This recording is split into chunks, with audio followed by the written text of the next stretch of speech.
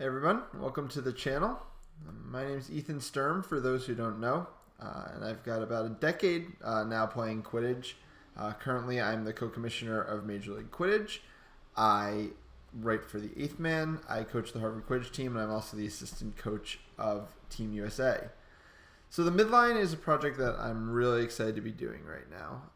I think there's a real dichotomy in Quidditch between those who kind of are on the in when it comes to strategy and those have been kind of left out. This season, as I've talked to people and taken questions about strategy, one of the things I've noticed is that a lot of people just don't have an understanding of the basic concepts just because we don't talk about them. You know, we really kind of keep it to ourselves. We're talking within teams, etc. And I believe a lot of people could benefit from some more public sharing of these ideas. So that's where the midline comes in. My plan right now for the next couple of weeks is to put out a lot of content on Quidditch strategy, analysis, and coaching. And hopefully by the time the project has reached its end, it can be a useful resource for future players and coaches. Now, unfortunately, the reason I have time to do this project is the coronavirus has left me unable to do my actual job for the time being. And it's for that reason, really for that reason only, I'm going to be asking for some donations as the process moves forward, as it's kind of going to be what I'm going to be dedicating most of my time to in this time that I've become available to me. I'm hoping we can use those donations as kind of perks to kind of move the conversation along to decide together which way we're going to kind of branch out through this project. And I'll have more information on that soon. Finally, if you could like this video, subscribe to the channel. We also have Twitter, Instagram, Facebook, and it would be great to see you guys all on those as well. And thanks for watching. So let's get into it.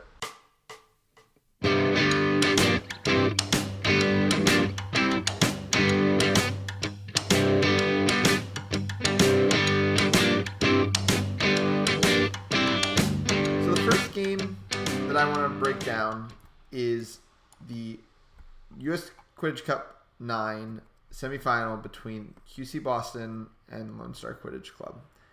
Now, why do I want to look at a game that's a few years old at this point? There's a few reasons. I think in this era of Quidditch, US Quidditch Cup 9 era, there were some really interesting offensive strategies starting to kind of come into play that then all kind of got run out of existence by the slow ball era, and which has kind of led us to where we are now.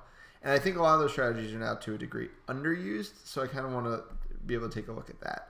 I also wanted to be looking at a game here as though I was analyzing it for the first time.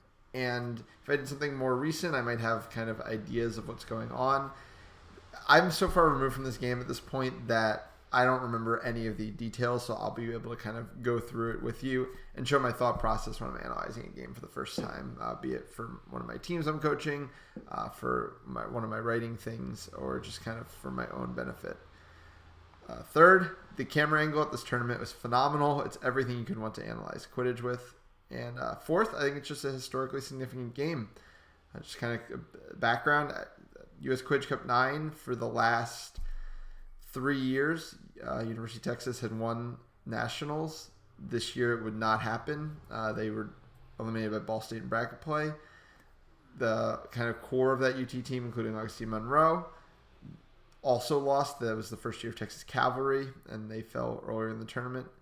And that kind of got us to where we were in the semifinal with, I think, two teams a lot of people were thinking were going to be the favorites. QC Boston, who had won kind of a club tournament invitational in January down in Texas called Bat City. And Lone Star, who had been to the finals the year before, who were a stacked mix of kind of the UT and A&M teams that had kind of dominated the previous era of Quidditch.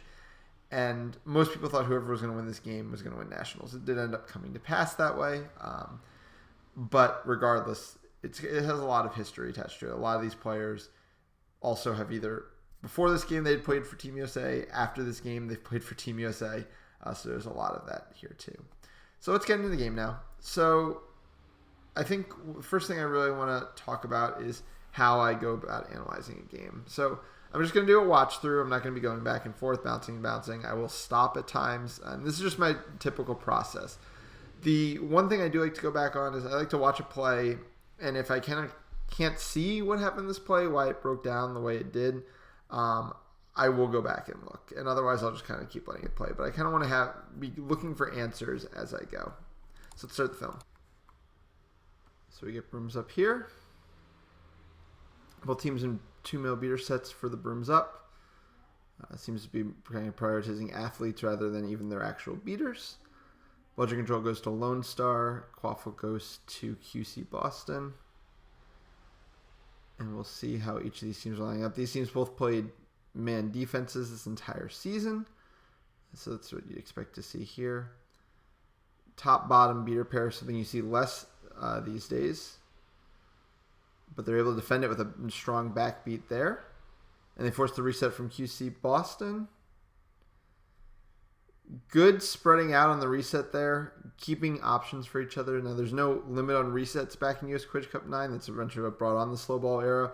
But still a note that you can take even now is when that beater press happens, spreading out your chasers, finding the open man, not being scared to use that reset.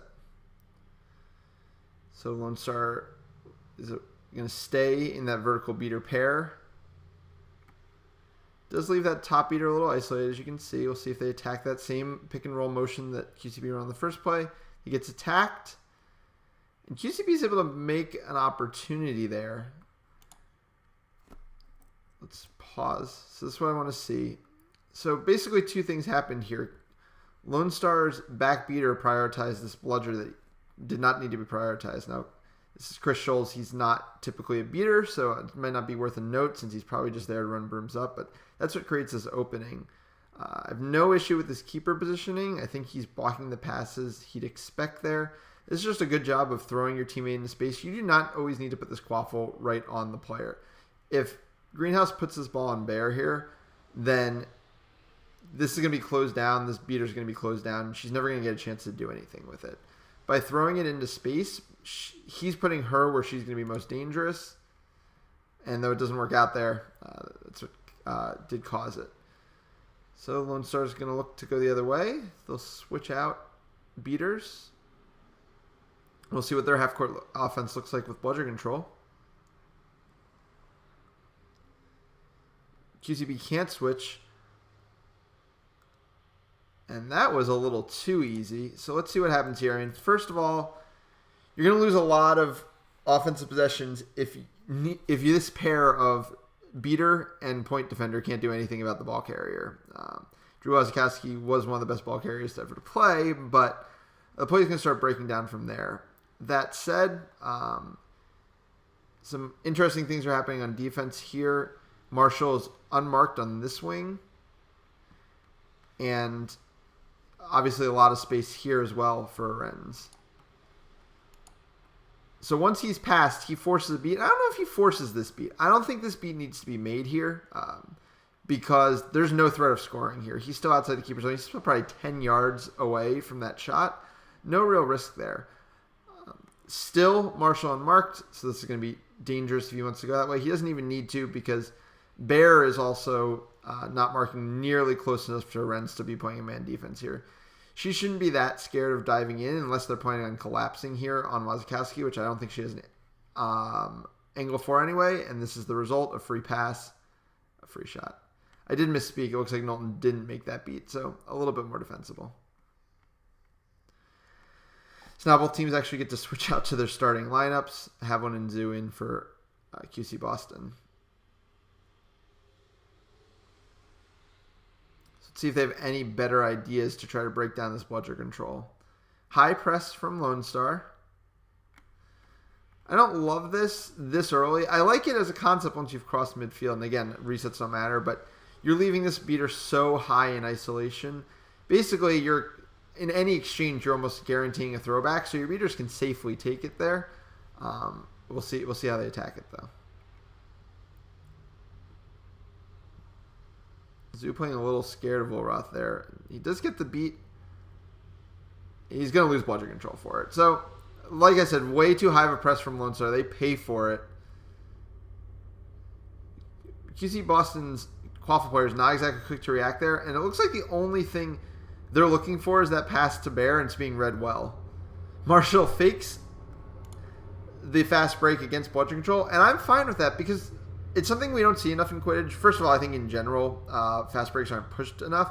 But just him doing that, hey, if the opportunity opens up, something opens up, that's great. If not, he lost nothing by running to half pitch there. Maybe a tiny bit of energy, but that shouldn't be a problem for a top athlete.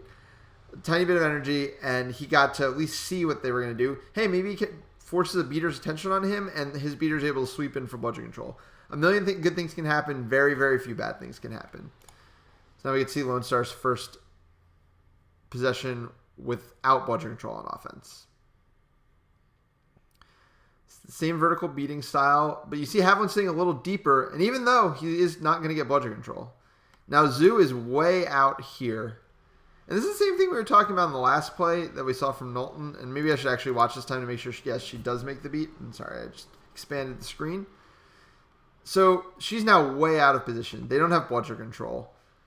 Everything is wide open. DuPont's wide open over here. We'll see how it plays out, but I assume it's going to be another goal. Now they're just throwing her even more out of position. He could have made the pass to DuPont the first time, I think, but by making the pass to the other side, just exposed the out of position beater even further. QCB stepping way too high on Wasikowski, and I think it's because they're scared that they can't stop his drives at the moment. Now we see Wilroth sitting a little deeper this time. I like the play. I don't think... We're going to see how it developed. So Wilroth sits back. Again, he's not getting much help at all from his beater teammate here. I don't think he should be that high if she's not going to play a little bit higher. They're basically playing without bludgeon control while having bludgeon control. It allows Trudeau to get in the lane when he exchanges beats. Makes the pass over here to Bear. This is good coverage, though, by Allison to prevent that goal. But I don't mind QCB forcing it there if the opportunity arises. I mean, they got a good shot. It was 1 second late. I do like resets. I think bludgeon control is very important, especially in a matchup like this. But regardless, you can't always have it. Going the other way, Wasikowski again, right through the point defender. Haviland does a much better job of holding his ground, though. And this is the exact play we didn't see the last two times from QCB. He waited. At no point did Wasikowski get the ball out of Haviland's hand. And eventually Wasikowski had to pass because he was that close to Haviland. And good positioning by Fox to pick it off.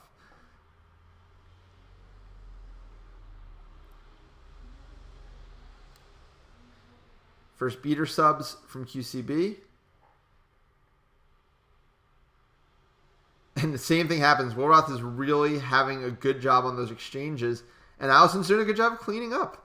That one I didn't like as much. I think, let's see where Trudeau threw this pass from. So this time he's throwing the pass from here. When he made the last one, I think he was about near this little sandy patch. That's the difference of Bear getting to catch, take 3 steps and release, and Bear basically being met by Allison the second the ball gets there. And that difference is a turnover rather than an almost made shot. Lone Star's making defense and offense look very easy at the moment. I do not like Arendz subbing and then Wasikowski pushing it. There's no reason to be playing down a Quaffle player on a sub.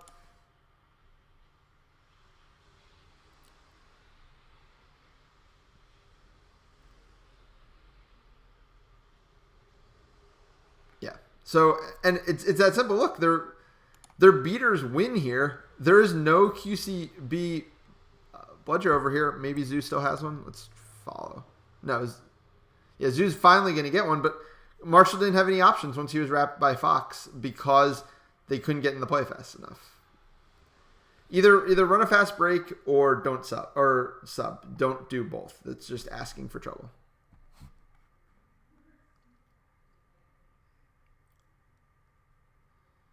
Finally, someone's able to win an exchange with Wilroth, and it was by going for the catch instead of any other exchange, which is definitely John's specialty.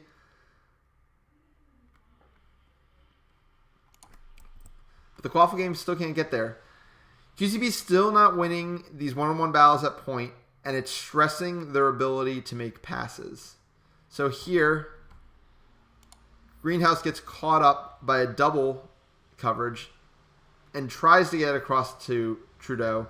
But without being able to at least get a step on this, he doesn't have the momentum. He either needs to flip it out here or just pull it back out. Let's find where Fox was on this play, why he was behind the play.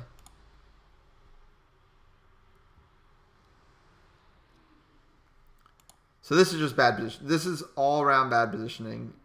Two people can run a pick and roll. I'm fine with that. Fox has to be an option. If Fox is over here, maybe better things happen. Fox is here, so they have three people that can collapse on Greenhouse or cover Trudeau, and the play's never going to work. So just lazy offensive setups. QC Boston just hasn't offered much offensively in this game.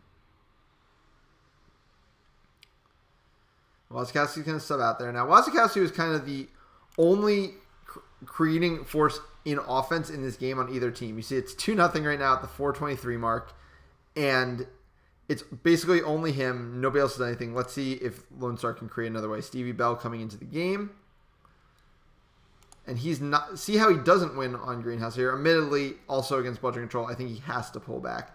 But I do like bringing it down the wing, getting these two beaters out of position, giving their beaters a chance to attack here. Yep, and John's going to lose Bludger Control off of it. And a great look. I have no problems with that play. It was a good look by Sam Ham. DuPont comes down with that 9 times out of 10. More good offense here from Lone Star.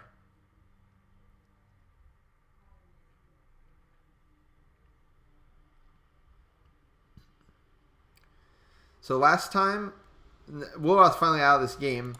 Last time, the exchange was won by a catch by Gian. Let's see if Lone Star... And again, this is what I don't like. You can't see their second beater in this screen. This beater is playing in isolation. And I think it's just unnecessary and making it harder on themselves than it needs to, even though it's 2-degree working here.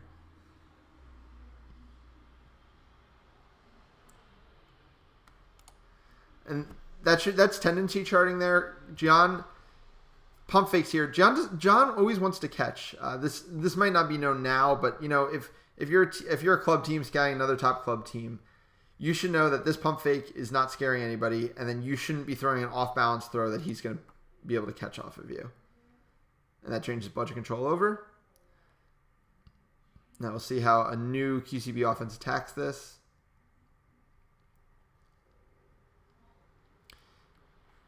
Still very flat up top. There's not enough depth to this offense. Finally, Fox is going to move down the field. And Archibald's looking for him the entire way and just misses him. But that was, outside of the one time they really get bare on the wing on a Trudeau drive, the best attempted offense QCB's had because they actually squared up their offense a bit. You need to be putting people in more dangerous positions.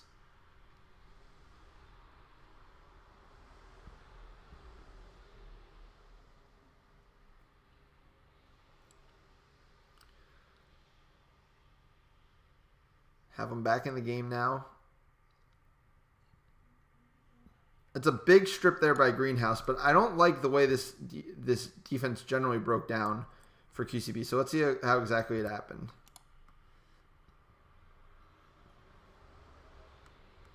Greenhouse is going to eat a beat that he doesn't need to eat there. With the ball carrier nowhere near him, he shouldn't be taking this beat.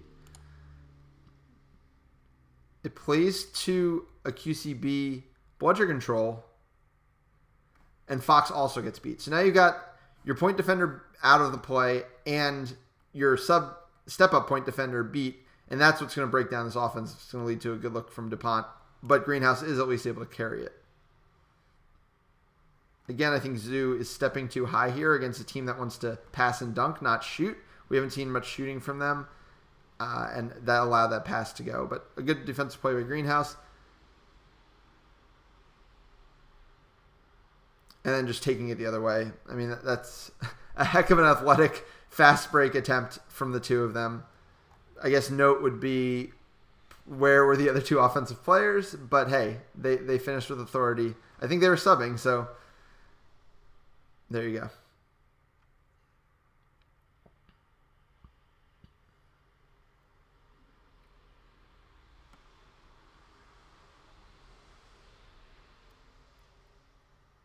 Lone Star's able to create some bludger, somewhat of a bludger mess for QCB, but not a bludger turnover. And then they kind of put themselves in a bad situation. So it looks like the two of these beaters were scrambling for a bludger. One came out here. Half one was able to go get it. So now, not only did the offense not capitalize on that time, which they have in the past, but by doing that, now their beaters out of position, they get to press. Either way, another good use of a reset.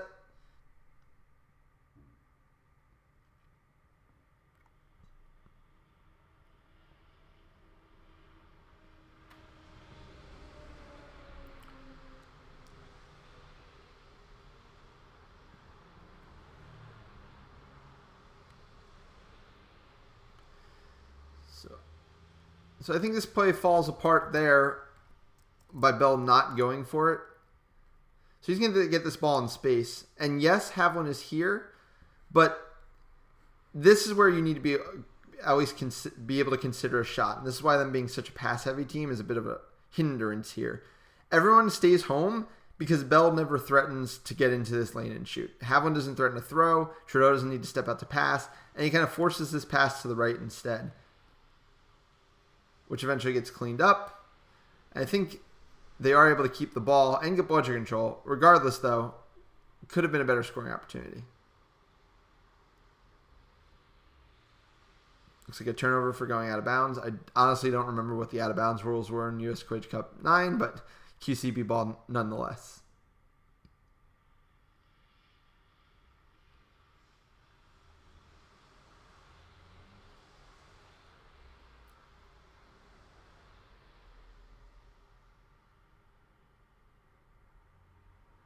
Stoppage there. Just Trudeau running through everybody here. Not much to say about it. QCB is able to get bludger control, force a no bludger. It looks like that beat that was early is probably what the call is going to be. Skip through this play.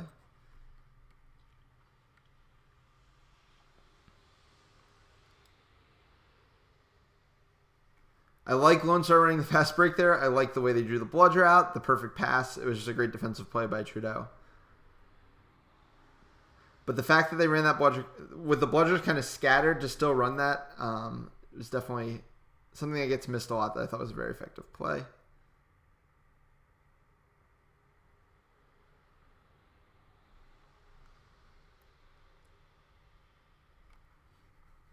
And now QCB is forcing too hard. This is probably a reset situation again.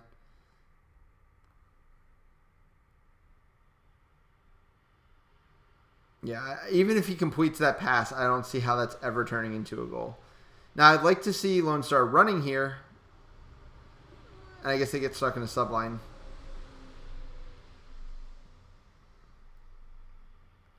Here's the... Once again, Lone Star is creating best when they are going off the dribble, beating somebody, and then creating mismatches from there. So once right here beats Bear off the dribble, he forces Havlin to commit to a degree. Here he's not going to throw, but he commits him out of his comfort zone. He's now out of the scope of the hoops. He has a wide open pass. He ends up just accidentally throwing it through on the pass. Regardless, so that's how Lone Star keeps breaking this QCB down, by finding these mismatches at point, be it with tap beats, with just beating the point defenders.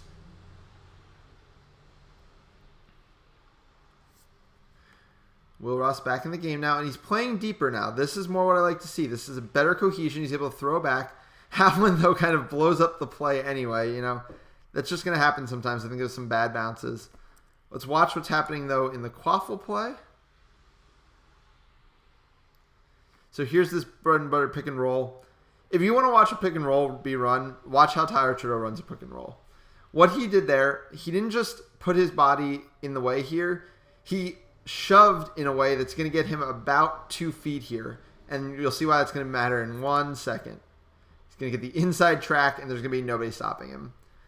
Easiest goal we've seen in this game, except maybe the first one from Lone Star, off some basic pick and roll action that we're still not seeing enough of in Quidditch.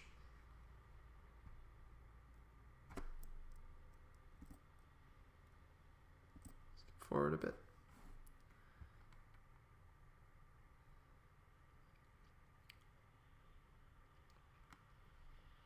See, these are the shots we haven't been seeing from Lone Star.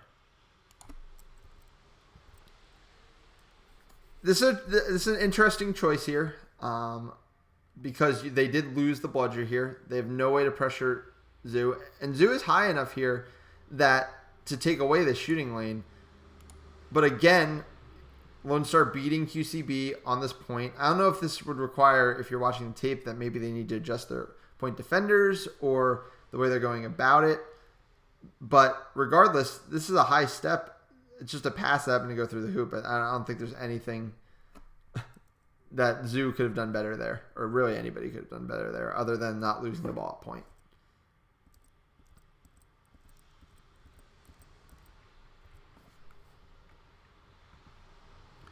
So QCB smartly running off of this timeout, knowing that they had a beater advantage. They forced a no bludger.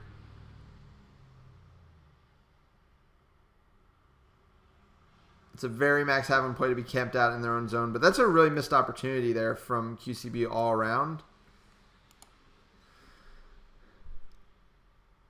I think this pass is supposed to go to Greenhouse here. I think Trudeau gets confused by this beater here because I think this is a free goal, and he instead tries to force it onto the Fox side.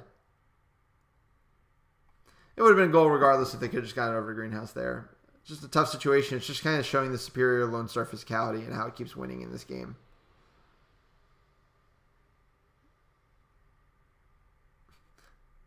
Having literally setting up camp in a keeper zone where the keeper's protected.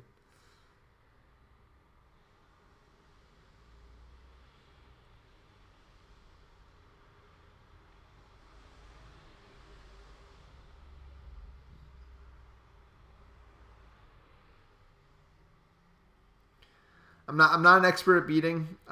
Maybe I'll have Max on at some point to kind of talk about this kind of style of aggressive beating, but it's clearly clinical what he's doing here with this bludger control. But because of the old rules, it doesn't really change anything. Smart by Lone Star just to slow it down. They know they have the advantage here. Again, Greenhouse taking a point beat he probably doesn't need to take.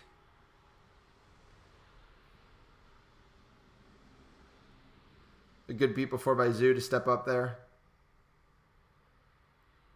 Great dodge. Just a lot of athleticism all around. One of the reasons I think so many people loved this game so much is the incredible athleticism being shown.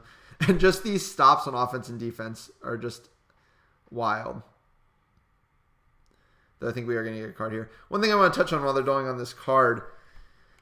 This QCB team had two either current or future Team USA keepers. Tyler Trudeau is on the field. Jake Archibald, who isn't. Tyler Trudeau plays a large amount of this game, and it's for the reasons we're seeing on this play, the stops he's making defensively right around the hoops. That's his specialty, and it kind of shows something I think is undervalued, which is that some players are just going to have better matchups, or they're going to have a beater's going to be having an on game. Sometimes you need to give that person the latitude to kind of push forward in that to make things happen based on that. Great beat by Havlin there to stop Marshall in his tracks. Trudeau's going to play almost this entire game, and it's for that reason, and QCB gets the defensive benefits from it. Again, QC Boston trying to push with its bludger control, but we get a stoppage.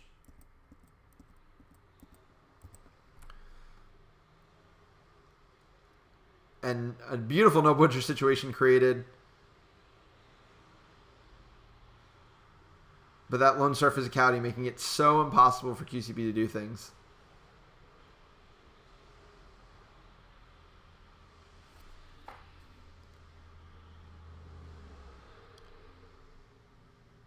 It's really become a battle between how physical Lone Star is and how dominant in the beater game Havlin and Zoo have been.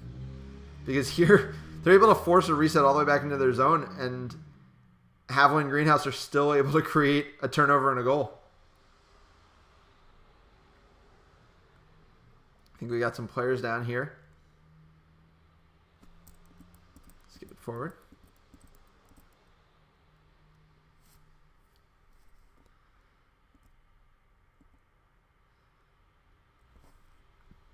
Once again, Lone Star going off of beating a point defender. And bad luck there where Arenz just knocked over the hoop.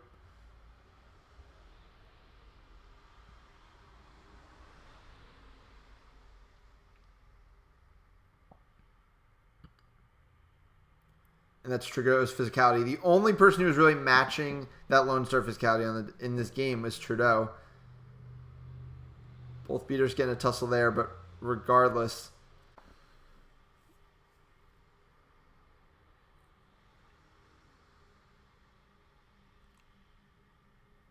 Another no bludger situation, and this physical defense is still making it hard for QCB to press. A nice cut to the hoop there by Trudeau. How does he get open here? Let's see. It's just that they're floating this point defender to the point where if they actually step somebody to the hoops, as they weren't early in the game, the opportunities are wide open. Good recognition by Fox and Trudeau there for the easy goal. Wasikowski finally back in this game at 13 minutes. It's been 4-2 since he left. See what he can do against Greenhouse.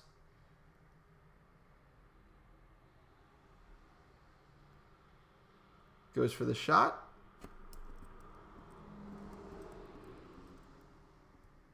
I think they call that shot good. And that's what I was talking about. Again, making sure you're keeping the shot as an option. Keep everybody honest. I think Trudeau might have been cheating the pass to the female chaser there. And because of that, couldn't get to the ball in time.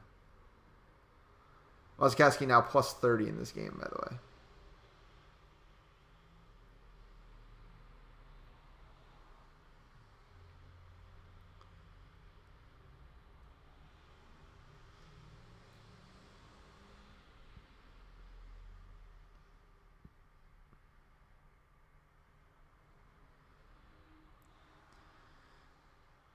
Lone Star going to get the bludger control they probably should have had last possession.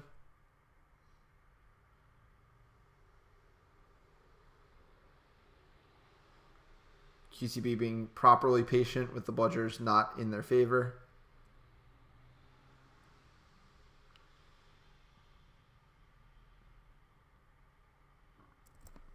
It's bad awareness by Allison. I'm not sure what she's looking at here. I guess she has to step to ball, but knowing how physical your qualifier players have been when you haven't had a bludger this whole game, maybe make sure you don't lose track of have one here. I'm trying to figure out where the other Lone Star bludger is.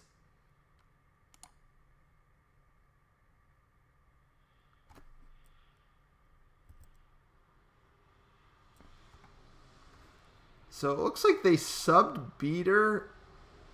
No, he went to beat Bear, missed Bear, took himself completely out of the play. So that's all on. They'll get another stop, but regardless, that's a really bad play by, I can't tell who the male beater is there, to make that beat on a wing, to miss the beat, and to lose bludger control before it in a 5-4 game with 3.5 minutes before snitch on pitch. And I think it was Will Roth there. It's kind of game-changing play you can't afford when you've struggled so much to get bludger control.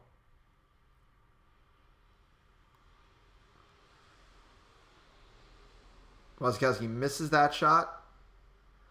And I don't like this every time, you know? I know I wanted more shooting from this team in this game, but things are opening up here.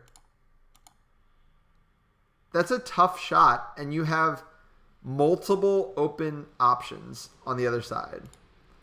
I think he was distributing the ball better on his first shift in the game, and in this one, he's just kind of let off the shots, and maybe he saw what I was seeing, and that's why he's taking them. And hey, he's 1 for 2 on them, so you can't complain that much. You're not going to score every possession in a Quidditch match, but just something to note.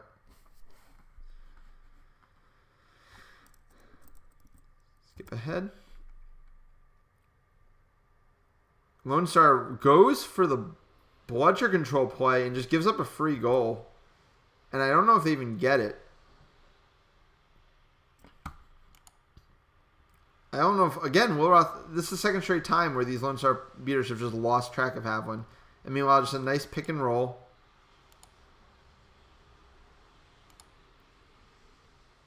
And I think this play kind of highlights something that happens in the Quaffle game. You've seen Trudeau, you've seen Greenhouse, you've seen Bear basically this entire game for KC Boston. You've seen lines from Lone Star, and that's kind of the way that Lone Star is played. We didn't see as much Wasikowski, even though he's being dominant. And now we're seeing a little bit of depth. I mean, earlier in the game with the athleticism Lone Star had, this is never happening. Greenhouse is never running through the lane, not getting hit and dunking through, even with a little bit of pick and roll action. That's kind of the differing way these two teams played their lines. Even their beaters. I mean, Will Roth was having a good time against Havlin and Zoo early, and then we didn't see him for a while. And now he's struggling a bit more in the second shift.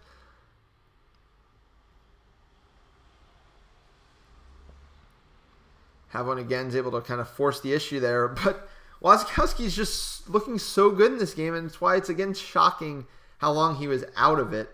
It was a great dish. Let's see if there's anything that should have been done differently defensively. Greenhouse just, again, doesn't have the point matchup for him. Maybe at some point, some other option, whether Dominic Bailey maybe should have gotten a shot at point defender, because Greenhouse just didn't have an answer for Wasikowski. But I think defensively everything is pretty correct here. It's just a perfect pass and a perfect shot.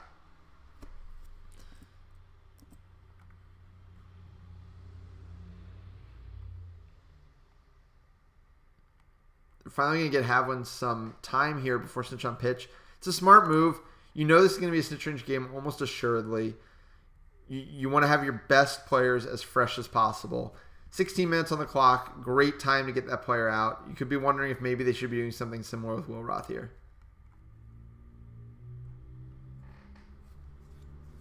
If you look there with bludger control, I think you can get a better opportunity by not forcing it that hard. So now we're past the 16-minute mark, and a couple interesting things are happening here. First of all, Greenhouse is still in the game. Greenhouse is QCB's only real threat at seeker. He needs to be off the field with a yellow headband and maybe a couple of seconds rest very quickly. Second of all, Stevie Bell, I could be wrong, but I'm pretty sure has been Lone Star's most effective seeker this season, and he's just subbing into the game. So let's see how this possession now plays out.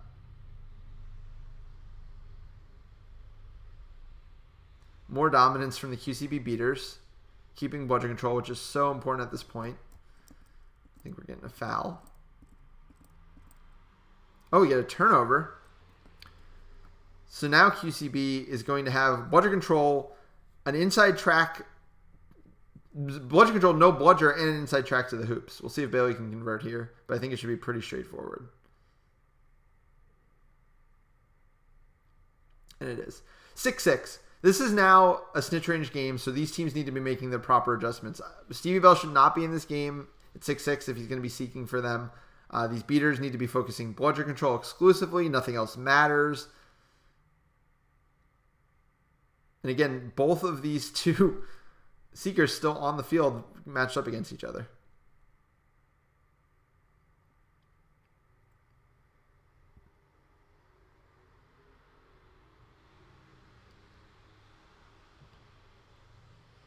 Bell misses. I believe it's still a live play.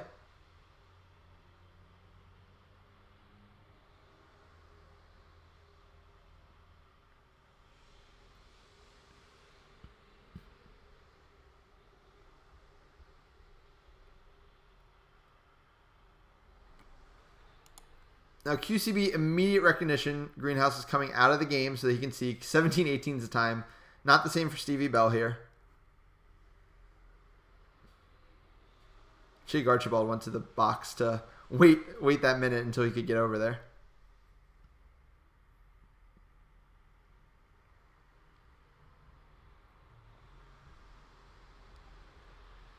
QCB here they cannot win the quaffle game from here. They've used too much effort. Greenhouse isn't in the game anymore. They should be literally killing time as best as they can.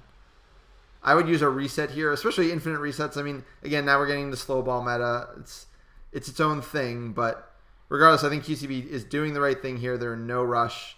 We're going to get to the 18-minute mark, and they're going to try to win the game on a snitch grab. So that's where we're going to leave it. Greenhouse is going to eventually catch the snitch. You can see there's only 3 minutes on the clock. I can skip ahead even to the catch if we want. Yeah, this should be it right here.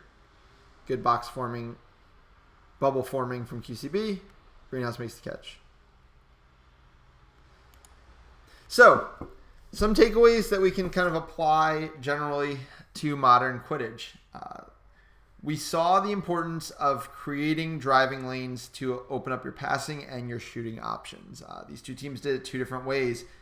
Lone Star was always looking to exploit matchups. So they'd go to the wing where they get a better matchup, or Wasikowski would just beat Greenhouse off the dribble at point. QCB was using pick and rolls the entire game. We can also learn some things about depth management. This is a no-depth situation. You're in the Final Four. QCB recognized that, basically played their top line and their top beater lines the entire game. You didn't see the vast majority of the roster. Lone Star, you saw almost the entire roster. That kind of played itself out in a few situations. One of them, that Greenhouse goal we saw a couple minutes ago. If that Greenhouse goal wasn't scored, the score at the time of this catch would have been 8-5. This would not have been a game-winning catch. Manage your lines, manage your situations. but also look to attack in the right ways. That's going to do it for this video. I hope you learned some things about the best ways to analyze Quidditch, and we will kind of take it forward from here. Thanks so much for watching. Click the like, click the subscribe. Everybody take care.